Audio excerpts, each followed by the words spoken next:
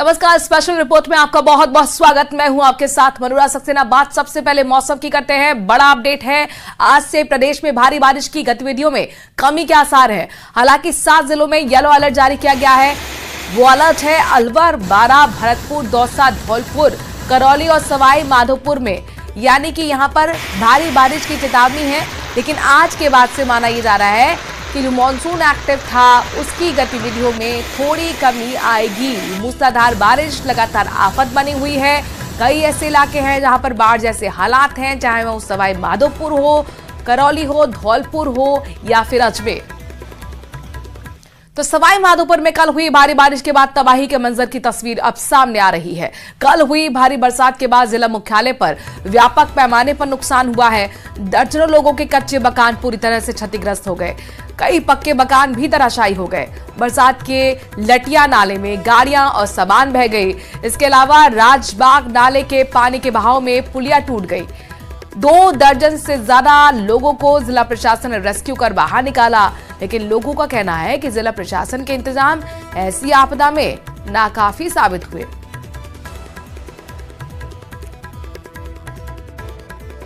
सवाई माधोपुर जिले में कल अल सुबह हुई तेज और भारी मूसलाधार बारिश ने सवाई माधोपुर जिले में ऐसी तबाही मचाई कि सैकड़ों लोगों की जान पर बनाई। आप इस वक्त भी देख सकते हैं, ये मंजर अभी भी यूं का त्यों दिखाई देता है। ये हम इस वक्त खड़े हुए हैं सवाई माधोपुर जिला मुख्यालय की राजबाग नाले की पुलिया पर, जहां पर देखिए कि ये जो नाला है इसमें तेज पानी का बहाव आया और बहाव आने के बाद में ये जो पुलिया थी ये ताश के पत्तों की तरह ढह गई। यही नहीं, इस पुलिया से एक जो बस गुजर रही थी वो बस भी पानी के अंदर बह गई। इसके साथ ही 3-4 लोग थे, वो 3-4 लोग भी इस नाले के अंदर बह गए। जिला प्रशासन की अगर इंतजामों की बात की जाए तो जिला प्रशासन की जो इंतजामात हैं वो पूरी तरीके से नाकाफी साबित हुए हैं, यानी कि ऊंट के मुंह में जीरे के समान।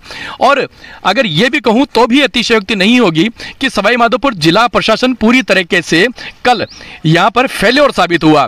किसी भी तरीके से यहां पर जिला प्रशासन लोगों की मदद के लिए आगे नहीं आ सका। इस पुलिया के टूट जाने से तकरीबन 2 दर्जन से अधिक लोग थे, वो पुलिया के दूसरी बार फंस गए। कुछ लोग हमारे साथ में हैं, आइए उनसे जान लेते हैं क्या और किस तरीके के प्रयास कल आपको दिखाई दिए और किस तरीके के हालात आपको दिखाई दिए। हालात तो अब स्थितियां क्या है? हालात तो अभी तो इस टाइम पे तो बढ़िया है कि ऐसी कोई बात नहीं है, लेकिन कल के हालात तो बहुत खराब थे। कल की तो पोजीशन ये थी कि यहाँ कम से कम 3 घंटे तक कोई प्रशासन नहीं आया था। अच्छा। खिली अपने चेयरमैन जरूर आए थे, बाकी और कोई नहीं आया था। ना कोई सुविधा, मतलब किसी तरह की नहीं जो सहूलियत आई थी, ना किसी तरह की वही उन्होंने यहाँ के चेयरमैन वगैरह अपने जो मीडिया वाले जो आए थे उन्होंने जो उधर आदमी थे उनके लिए नाश्ता पानी वगैरह पहुँचाया। तो यहाँ कुल मिलाकर के प्रशासन का जो है वो ढंग से इंतजाम नहीं हुआ है। अभी भी सैकड़ों लोग अपनी जान को जोखिम में डाल करके नाला पार करके जा ही रहे होंगे, क्या उनके लिए कोई इंतजाम देख रहे हैं आप अभी? नहीं, इस समय कोई इंतजाम नहीं देखा जा रहा है, कुछ भी नहीं है। आप सभी लोग यहाँ पर जो छोटे बच्चे हैं और भी बस्ती के लोग हैं, अब कोई भी बच्चा ज़्यादा पानी आने के बाद जो है वो किसी भी तरह की कोई हरकत करे, कोई बात उसकी जान पर बन सकती है। तो प्रशासन का कोई ढंग से इंतजाम। तो जैसा कि आप देख सकते हैं जिला प्रशासन के जो इंतजामात हैं वो पूरी तरीके से नाकाफी साबित हो रहे हैं। सवाई माधोपुर में जो मौसम विभाग के सूत्रों का कहना है कि भारी बारिश की चेतावनी अभी भी है। बरसात का मौसम अभी भी बना हुआ है। कई जो नदी नाले हैं उन पर अभी भी लगातार पानी आ रहा है, लेकिन जिला प्रशासन के, पुलिस प्रशासन के इंतजामात पूरी तरीके से नाकाफी साबित हो रहे हैं। और भविष्य में भी ऐसी जगहों पर दुर्घटना घटित हो सकती है, गंभीर घटनाएं घटित हो सकती है, इस संभावनाओं से भी इनकार नहीं किया जा सकता। गिरिराज शर्मा, न्यूज़ 18, सवाई माधोपुर। उधर धौलपुर में बारिश के साइड इफेक्ट देखने को मिल रहे हैं। बाड़ी बेसड़ी सड़क मार्ग पूरी तरह से क्षतिग्रस्त हो गया है। आगन बांध से पानी छोड़े जाने की वजह से सड़क टूट गई। पानी छोड़े जाने के बाद रपट के ऊपर से पानी की चादर चल रही थी। वाहनों को निकलने में खासी परेशानी हो रही थी। आप ये तस्वीर देख सकते हैं, धौलपुर से आई है। आ गई बांध से पानी आने की वजह से देखिए किस तरीके से सड़क टूट गई है।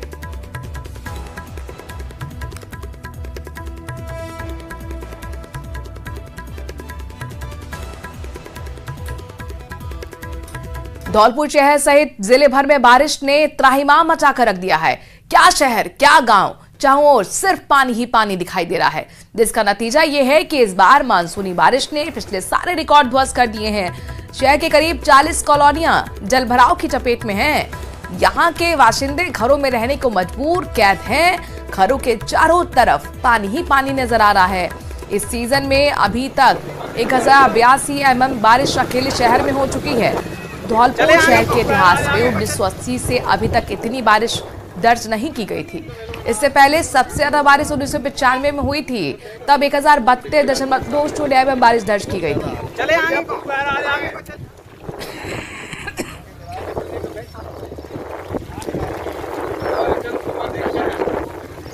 धौलपुर जिले में लगातार 40 घंटे से हुई मूसलाधार बारिश ने धौलपुर शहर के जो हाल हैं वो बेहाल हैं।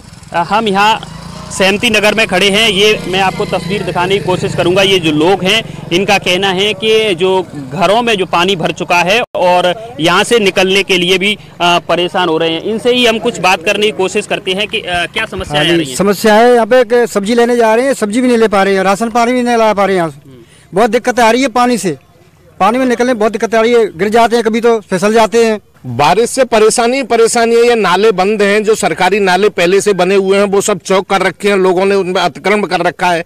प्रशासन पता नहीं जानबूझ के क्यों नहीं खुलवा रहा है उनको। अगर ये नाले खुल जाए तो पानी की समस्या का समाधान हो जाए। जी क्या समस्याएं आ रही हैं? समस्याएं इस कॉलोनी के अंदर बहुत ही खराब हैं और इससे पहले भी मैंने कई बार कलेक्टर साहब के पास ज्ञापन दिए राकेश जायसवाल जी को। नालों पर अतिक्रमण कर रखा है, जो पुराने नाले हैं उनको तोड़ के उन पर मकान बना दिए गए हैं। और जो पानी की जो बरसात हुई है उससे जो कॉलोनियां हैं वो जल भराव से नाले, रपट, नदी, बांध सभी ओवरफ्लो हो चुके हैं। समस्या बेहद गंभीर है। कॉलोनी वासियों का कहना है कि ये समस्या इस बरसात से ही नहीं, ये कई महीनों से ये ऐसी ही समस्या है। लेकिन जब प्रशासन से जब बोला जाता है तो कोई भी आश्वासन नहीं दिया जाता है और ना ही इस समस्या का कोई समाधान किया जाता है। हरबीर शर्मा, न्यूज़ 18, धौलपुर। वहीं भरतपुर में भी भारी बारिश के साइड इफेक्ट देखने को मिल रहे हैं। जिले के सबसे बड़े बांध बारेठा से पानी छोड़ा गया, पानी में डूबे कई गांव, कई फसलें बर्बाद हो गईं। कुकुन नदी की पाल टूट पड़ी, गांव, बाई, खेड़ा, पीर, किरार में पानी घुस गया। खेतों में करीब 6 से 7 फीट पानी भरा हुआ है। पानी से हजारों हेक्टेयर फसल बर्बाद हो चुकी है। लोगों ने प्रशासन से मदद की गुहार भी लगाई है। ये भरतपुर का नजारा, जहां पर देखिए खेत खलिहान कैसे पानी में डूबे हुए नजर आ रहे हैं। ऐसे में किसानों को एक बड़ा नुकसान हुआ है।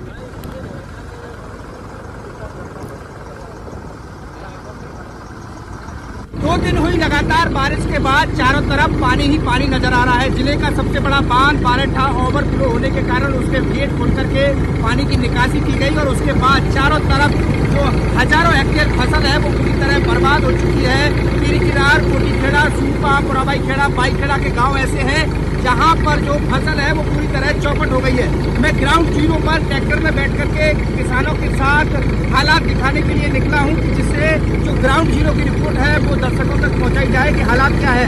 आप देखिए कि किस तरह जो जमीन है वो पूरी तरह पानी पानी नजर आ रही है। फसल जो है वो यहाँ पर इस तरह से नजर है कि जो 5-5 फीट पानी है वो फसल में घुसा हुआ है। हमारे साथ किसान है, उनसे बात करेंगे किस तरह के हालात हैं आपके यहाँ पे। बहुत कर रही है बहुत। कब से हो रही है बारिश? कल से रही है बहुत कर रही है। और भी लोग बोलते हैं किस तरह के हालात है, फसल के क्या हालात है? फसल चौपट हो चुकी है, 2-3 दिन से बारिश चल रही है। क्या मांग है आपकी सरकार से? मांग है सरकार से बात बिल्कुल। और भी लोग हमारे साथ मौजूद हैं, उनसे बात करेंगे जो ट्रैक्टर चला करके खुद जा रहे हैं। किस तरह से हमारी फसल बिल्कुल चौपट हो चुकी है। हालात क्या है यहाँ के? चूरू नगर परिषद ने पुलिस की सहायता से शहर में एक बार फिर अतिक्रमण हटाओ अभियान शुरू किया है। यह अभियान पंखा सर्किल से कलेक्ट्रेट की तरफ शुरू हुआ। नगर परिषद की जेसीबी ने कच्चे पक्के अतिक्रमण हटाए। अभियान शुरू होने के साथ ही कई जगह लोगों ने खुद से ही जगह खाली करना शुरू कर दिया। दुकानदारों और व्यवसायियों ने क्रेन की सहायता से जनरेटर और भारी सामान खुद से हटा लिया। ट्रैक्टर की सहायता से चाय की थड़ियों को हटा लिया गया।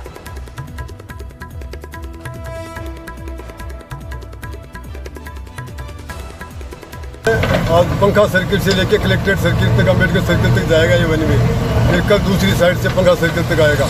तो ये दोनों साइड से हो रहा है। लोग जो अभी अभियान की शक्ति देख करके लोग आगे से आगे अगली खबर श्रीगंगानगर के सूरतगढ़ से है। यहां पर जेल में अज्ञात व्यक्ति के द्वारा बाहर से फेंके पैकेट से 3 मोबाइल फोन, 2 सिम कार्ड और 3 चार्जर के साथ 1 दर्जन जर्दे के पाउच भी मिले हैं। सूरतगढ़ सब जेल में प्रहरी को गश्त के दौरान बैरक संख्या 3 और सुरक्षा वार्ड के बीच शौचालय के पीछे एक पैकेट मिला, जिसमें mobile phone, SIM card, charger बरामद हुए। सूरतगढ़ उप कारागृह के प्रहरी की रिपोर्ट पर सूरतगढ़ सिटी थाने में केस दर्ज किया गया है। जांच पड़ताल शुरू कर दी गई है।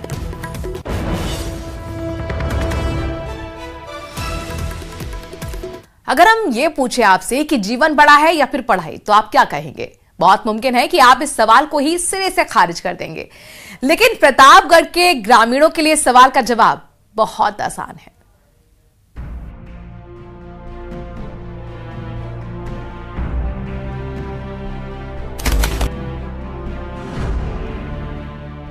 खंडहरों से इतिहास झांकता है, लेकिन ये वो खंडहर है जिससे सिस्टम की नाकामी ठट्ठा मारकर हंस रही है।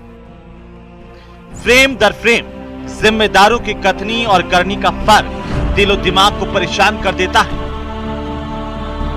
दरो दीवार पर काई की मोटी परत, छत पर उगाए झाड़ झंकार, कदम कदम पर खंडहर गिरने का खतरा। इसी बेनूर अंधेरी सी इमारत से एक तरतीब चिरागों की शुरू होती है। नौनिहाल जीवन का कहरा सीखते हैं। जितनी ललक बच्चों में, उतनी ही शायद आसमान से गिरती बूंदों में भी। देखिए कैसे बारिश की बूंदें क्लासरूम में उछल कूद मचा रही है, बच्चों को परेशान कर रही है। बात बारिश तक महदूद रहती तो भी गनीमत थी, लेकिन यहाँ तो छत भी गिरने को बेताब नजर आ रही है। कुल मिलाकर अक्षरों से परिचित होने की कीमत जान देकर भी चुकानी पड़ सकती है। ये तस्वीरें प्रतापगढ़ जिले के महुआल गांव की। हम ये जो विद्यालय है, इसके सभी 2-3 भवन तो खंडर है और दूसरे भवन है, इसमें पानी टपक रहा है और विद्यार्थी और अध्यापक जान हथेली पे रख के स्कूल में आते हैं और इस स्कूल का संचालित कर रहे हैं। हम कई वर्षों से लगातार शासन को, प्रशासन को ज्ञापन के माध्यम से अवगत करवा रहे हैं, पर आज तक शासन और प्रशासन के लोगों ने इस मामले को संज्ञान नहीं लिया है। जिम्मेदारों तक गुहार लगा लगा कर ग्रामीण अब थक चुके हैं। उनकी सबसे बड़ी तकलीफ तो यही है कि उन्हें शासन प्रशासन का आश्वासन भी नहीं मिला। बच्चों को निरीक्षण रख नहीं सकते, इसीलिए माएं ममता के सीने पर पत्थर रखकर अपनी औलादों को पढ़ने भेज रही है। ऐसी कुछ हादसा होता है जिससे जनहानि होती है, तो शासन और प्रशासन में बैठे लोग इस जनहानि के जिम्मेदार रहेंगे। स्कूल की बदहाली की एक कहानी सिर्फ महुआल गांव की ही नहीं है। अरनोर, छोटी सादड़ी, दलोर, सुहागपुरा, धरियावद सभी उपखंड स्तरों पर हालात लगभग यही है। बहरहाल मीडिया ने जब जिला शिक्षा अधिकारी तक समस्या पहुंचाई तो सुनिए उन्होंने क्या कहा। कि जितने भी हमारे भवन हैं, उन सब भवनों के हमने छतों की सफाई कर रही है और कई बार छतों पर जो नालियां चौक हो जाती है, उस कारण से भी पानी का भराव हो जाता है और छतें टपकने लगती है। तो हमने प्रतापगढ़ जिले में सब स्कूलों में ये आग्रह किया संस्था प्रधानों से और उनको निर्देश भी दिए कि किसी भी विद्यालय की छत पर जल भराव नहीं होना चाहिए। अगर पानी की निकासी छत पर सही हो जाएगी तो छत टपकना बंद हो जाएगी। समस्या के समाधान के लिए जिला शिक्षा अधिकारी का आश्वासन अपनी जगह, लेकिन ये बात भी उन्हें समझनी होगी कि आश्वासन की भी एक उम्र होती है। न्यूज़ 18 राजस्थान के लिए प्रतापगढ़ से चंचल सनाडे की रिपोर्ट। जयपुर से इस बीच बड़ी खबर आ रही है, जहां पर हरमाणा थाना पुलिस की गिरफ्त में महंगी साइकिलें चुराने वाला गैंग आ गया है। हरमाणा थाना पुलिस ने 2 साइकिल चोरों को गिरफ्तार कर लिया है। आरोपियों के कब्जे से 20 महंगी साइकिलें बरामद हुई हैं और उन्होंने कबूल किया कि 36 से ज्यादा चोरी की वारदात को वो अंजाम दे चुके हैं। नशे के शौक को पूरा करने के लिए साइकिल चोरी किया करते थे, दिन में रेकी करते थे, रात को मौका देकर चोरी कर लेते थे। आरोपी इमरान और सुरेश मीणा को आखिरकार पुलिस ने गिरफ्तार कर लिया। हरमाणा एसएचओ दिलीप खराब के नेतृत्व में यह बड़ा एक्शन हुआ है। तस्वीर आपके सामने है, चोरी की गई साइकिल और ये गैंग के 2 सदस्य जिन्हें गिरफ्तार कर लिया गया है। 2 साइकिल चोरों को गिरफ्तार किया है। जो साइकिल बरामद की गई हैं, महंगी ये साइकिल बताई जा रही हैं। 20 के लगभग महंगी साइकिलों को भी बरामद पुलिस ने किया है। दोनों ने कबूल किया कि सुबह वो रेकी करते, रात को मौका देखकर साइकिल चुरा लेते और ये सब कुछ अपने नशे के शौक को पूरा करने के लिए किया जा रहा था। विष्णु हमारे संवाददाता इस खबर पर ज्यादा जानकारी के साथ जुड़ गए हैं। विष्णु, इस गैंग तक कैसे पहुंची पुलिस? देखिए, बिल्कुल हरमाड़ा थाना पुलिस की ये बड़ी कार्रवाई, जिसमें एसएचओ हरमाड़ा दिलीप खदाव और ने एक बड़ी कार्रवाई करते हुए कांस्टेबल राजेश की सूचना के बाद 2 वाहन चोरों को गिरफ्तार किया है। दोनों ही वाहन चोर नशे की लत पूरी करने के लिए जो आसपास की जो 5 कॉलोनियां हैं वहां पे दिनों रात के वक्त में रैकी करते हैं। उसके बाद महंगी साइकिलें जो घरों के बाहर या अक्सर पोर्च में खड़ी होती है, उन्हीं साइकिलों को ये बदमाश चुरा करके भागते हैं। और आखिरकार पुलिस ने इन दोनों वाहन चोरों को गिरफ्तार करके 20 महंगी साइकिलें भी बरामद की, जिनकी कीमत करीब 8 लाख रुपए की, यानी 8 लाख रुपए कीमत की 20 महंगी साइकिलें हरमाड़ा थाना पुलिस ने बरामद की है। और पूरे जो प्रकरण है उसमें सुरेश मीणा और इमरान उर्फ निम्बूड़ा, उनको गिरफ्तार किया है। दिलीप खदाव, हेड कांस्टेबल नरपाल सिंह की टीम की कार्रवाई कांस्टेबल राजेश की सूचना पे की गई थी और इसी में डीसीपी अमित कुमार बुढ़ानिया की पूरी मॉनिटरिंग चल रही थी, जिसके बाद दोनों आरोपियों को लगातार निगरानी के बाद सीसीटीवी फुटेज जुटा करके गिरफ्तार किया गया। जी,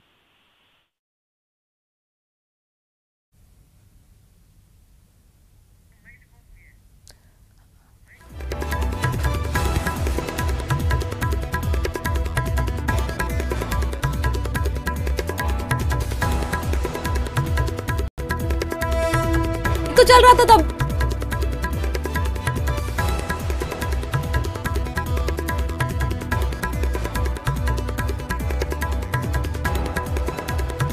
हम तक पहुंचाने के लिए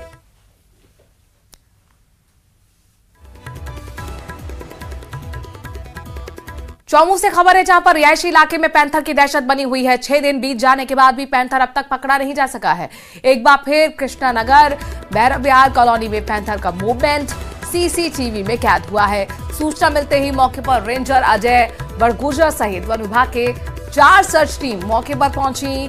पैंथर के पगमार्क और सीसीटीवी फुटेज के आधार पर पैंथर का पता लगाने के लिए सर्च ऑपरेशन चलाया गया, लेकिन पैंथर का अब तक कुछ पता नहीं लग पाया है।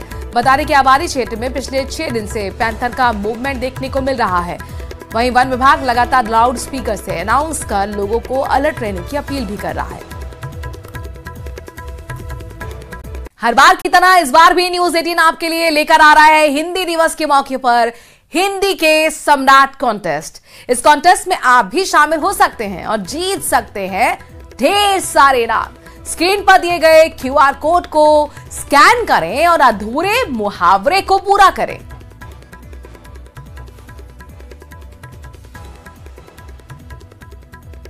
और इसी के साथ स्पेशल रिपोर्ट में आज के लिए इतना ही। आगे देखिए खबर दोपहर।